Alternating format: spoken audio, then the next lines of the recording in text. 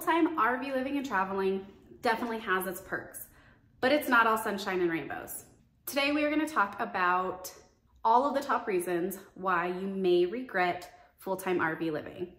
And this is just based on my personal experience since we did RV live and travel for almost 3 years, as well as some of our friends agreed with us in some of these. So it may not apply to everyone, don't come at me. This is just our personal experience.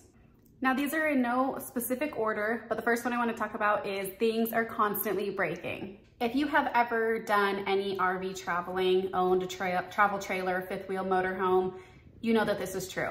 You know that whether you're living in it full time or you're just taking it out for the weekend, things are always gonna break, right? Just like if you're living in a house full time, things are going to break. That's gonna require maintenance. It's just gonna be a little bit different type of maintenance. For example, with a fifth wheel or a travel trailer, you're constantly traveling with your home down highways going 70 miles per hour, and things are constantly rattling, shifting, shaking, moving.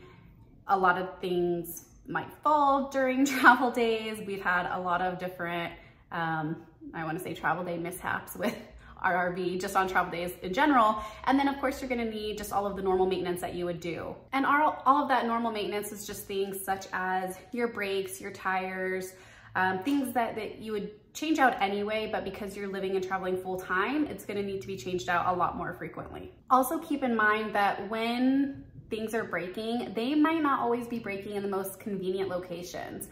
I have had friends who have been hauling to stay somewhere pretty remote in a desert and something breaks, and then it's like, okay, so you have to unhitch the trailer, drop it if you're able to, and then try to find the closest town, which might be a couple hours away, try to source the parts.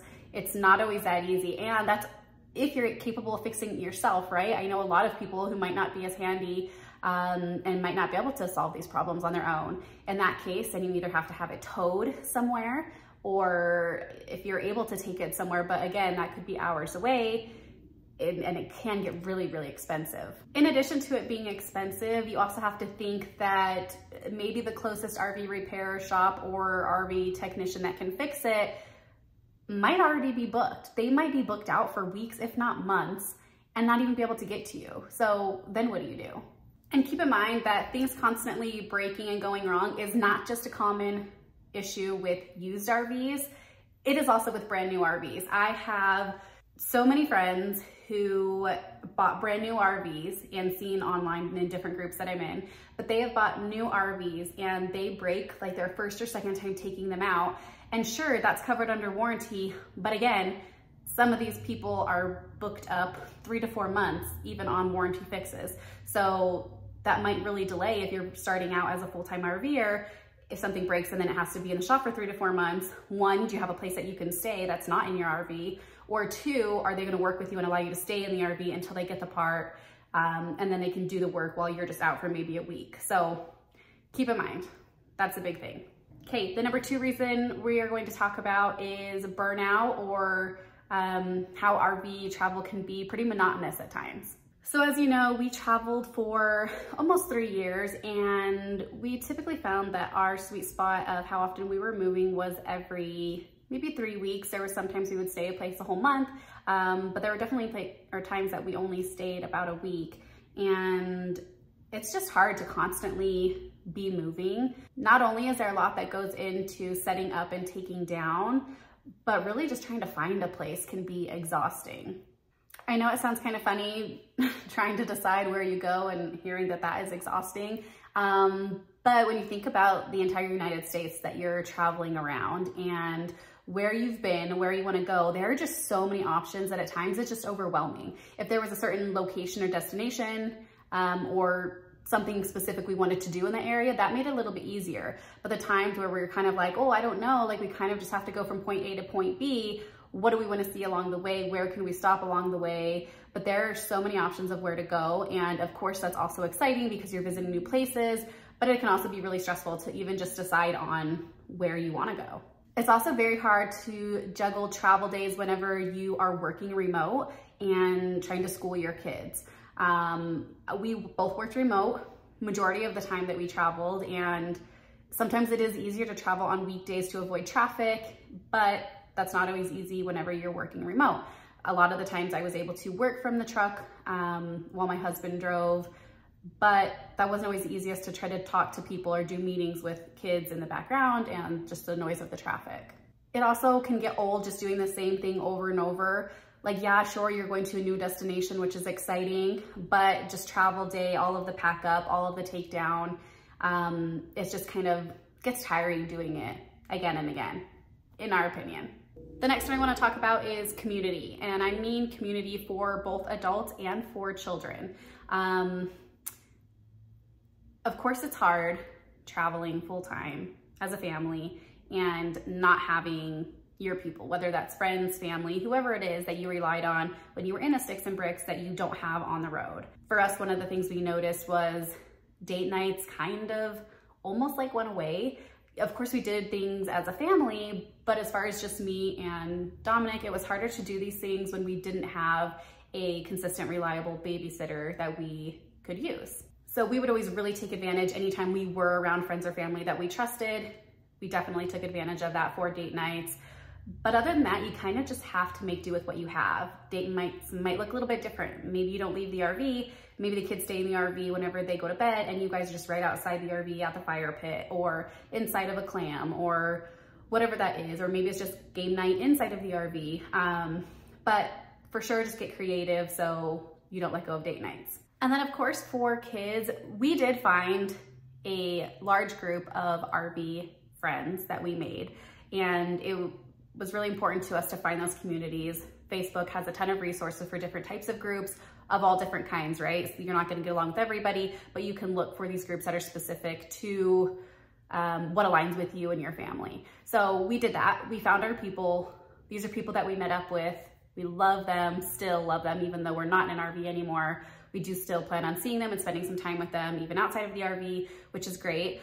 The only thing that's hard is you may connect with these people and get to spend maybe a couple weeks to a month max with them. But then that's it. And then you have to leave, which is really sad for the kids. They do have so many friends. They made so many friends. It was just really hard for them to connect with people and then have to say goodbye and then not know when they're gonna see them again.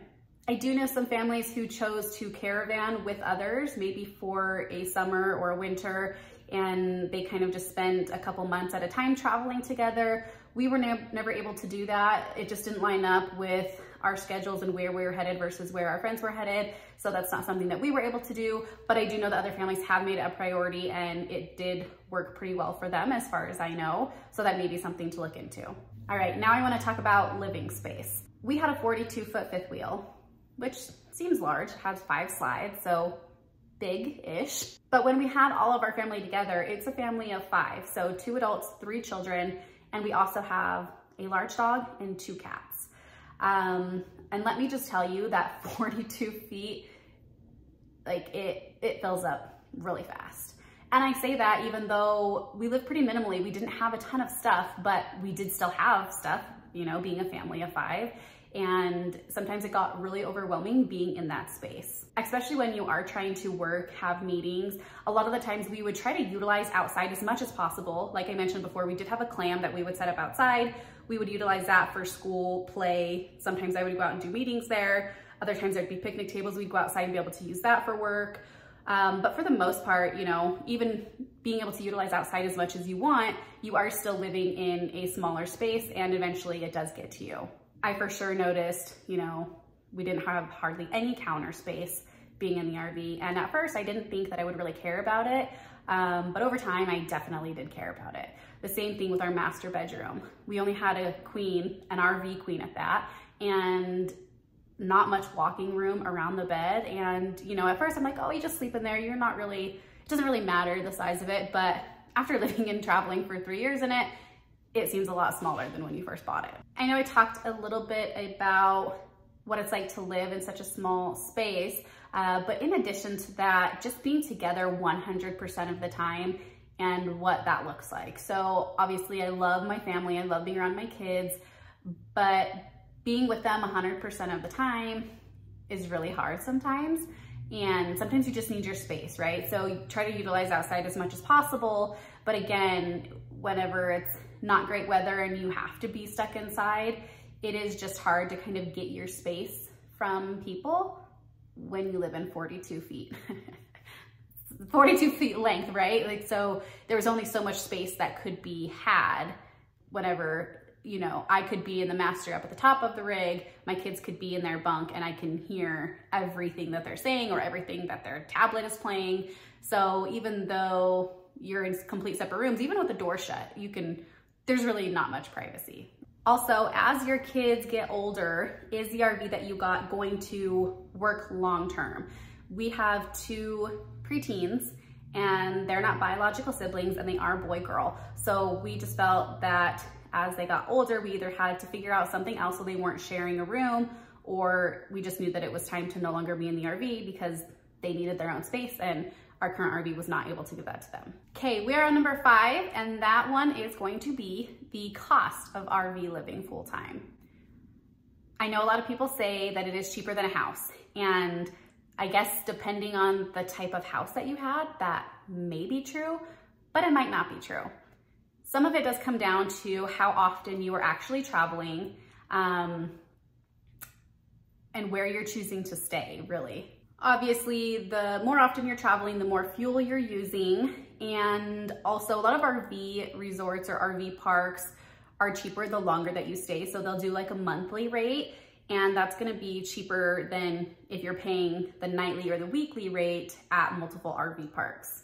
The other thing, like I mentioned, is depending on where you're choosing to stay. So some resorts are so nice. We were able to stay at a couple resorts that were actually like resort-like, and of course you're gonna pay for it, right? Like, you get what you pay for. So to stay at these nicer resorts, you are gonna have to pay more money, versus you can choose to stay at the cheapest places, but again, you're gonna notice that you're staying at a cheaper place. Of course, people utilize different types of memberships. Like, we did have Thousand Trails, and we will be doing a different video on whether or not you should buy Thousand Trails, so keep a lookout for that. But in general, Thousand Trails did help save us money as far as what we were paying, you know, nightly or weekly or monthly. However, not all of the parks are that great of parks. Not only are not all of the parks that great when it comes to Thousand Trails, but a lot of them are a little bit further out from bigger cities. And then that means that you have to drive, you know, further to travel to the bigger cities to either do the things you want to do, or to get groceries, or, you know, go to whatever stores you want to go to. So again, something to factor in. Of course, you're not paying per night if you've purchased the Thousand Trails membership, but you are still paying for fuel and to get around in the area. All right, so number 6 is going to be the consistency of medical care for both humans and pets. If you have young kids, you're probably still gonna be doing their annual well child visit. They might get sick on the road, and maybe some of your kids take medications that you're gonna have to try to figure out, will the doctor refill this? Can I fill this in another state? Do I have to have a relative fill it and ship it to me? Which I don't know for sure if that's legal or not, so don't take my advice on that one. But for us, we made it work as best as possible because we were coming back to Utah at least once a year, so we were trying to schedule their visits then, in addition to their cleaning. We also did go to the dentist in a couple different states, which for the most part, we had insurance that did cover nationwide, so that wasn't a problem for us. But it is kind of annoying to reestablish yourself with a new healthcare provider every single time you're transferring. A lot of people don't understand the lifestyle and maybe pass judgment on the type of lifestyle you are currently living. For the most part, it was okay. It was just kind of hard whenever somebody needed to get cavities filled and we had to say, oh, you know, we're actually not gonna be here to reschedule in 6 months to get, or in 6 weeks to get those filled. And then you travel to another state and then they don't wanna just do the fillings there because they want to have their own exam. Which your insurance isn't gonna pay for it again. So you either pay for it or have to wait another 6 months and then have it done then. So it's just a lot to think about. And with our dog, it was kind of the same thing. We did use, I think it's Banfield that we used through PetSmart, only because it was the only vet that kept all the same information and you could use that. Most of the states we went to did have, you know, PetSmart that had that vet's office in there. And of course they're just transferring vets, but all of their information is in there. We did have a couple emergencies for our animals that we did just take to whatever local vet. And again, it's just a matter of transferring all of the records and whatever information to a new vet every time you move, or I guess every time you need it. So these are the top reasons that we could think of why you may regret RV life. Of course, we have a long list of reasons why RV life is great and why you should do it. So for sure, stick around to check out that video that will be coming soon. And I don't regret our decision at all. We loved RV life. We loved the memories that we made, the places that we went. I just think that, you know, people need a real honest feedback before they make a decision like this. So if you stuck around this far, if you have any questions, drop them in the comment box. I'm happy to answer anything for you. Thanks for watching, and stick around to find our next video about why you should try RV life.